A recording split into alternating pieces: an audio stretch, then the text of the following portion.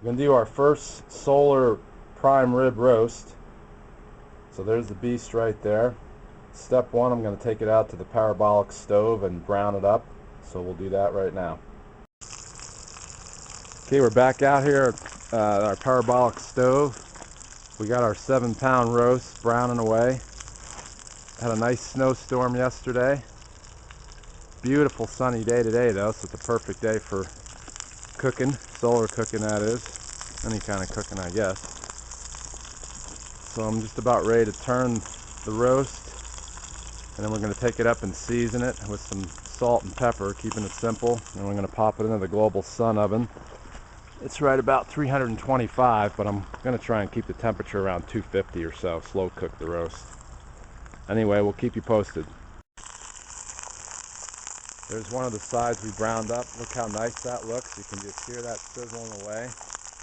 Got about another couple of minutes to go. Then we'll run it up and season it and put it out in the oven, but it's looking good and sounding good. Okay, there's our roast, browned up on all the sides. Just lightly seasoned it with salt and pepper, so now it's going to go right out into the Global Sun oven. Keep you posted. Okay, we made the successful transfer into the Global Sun oven. The oven had preheated to about 325. The sun went in a little bit of a cloud, so it dropped down about 275, and now the oven's right about 250. So I'm going to try and keep it around 200 to 250. So we'll see how it turns out after probably about 3 hours or so around there. I'll stab it with a digital meat thermometer and see where we're at. I'm shooting for about $1.30, and we'll talk to you then. Here's the next stage in our solar feast. Pressure cooked baby carrots and little red potatoes. I'm going to take that out to the parabolic stove, and we'll see what that looks like. We're out here with our 5-foot diameter parabolic stove, round 2. We used it to brown up our rib roast. Now we've got our little red taters and carrots.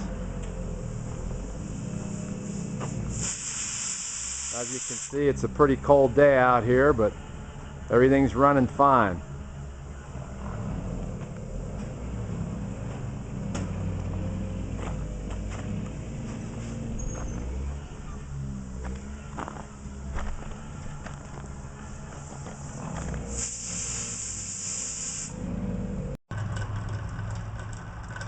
Back out here, just running another little quick observation on the solar oven. Been doing great so far. Been able to maintain about 250. So I've been just angling the Global Sun oven, not directly at the sun, but to the right of it, just to keep the temperature down, because I wanted to keep it around 250. And so far we've been doing real good. It's been maintaining right where I want it to be, about 250. Once again, just a beautiful day out here after that snowstorm.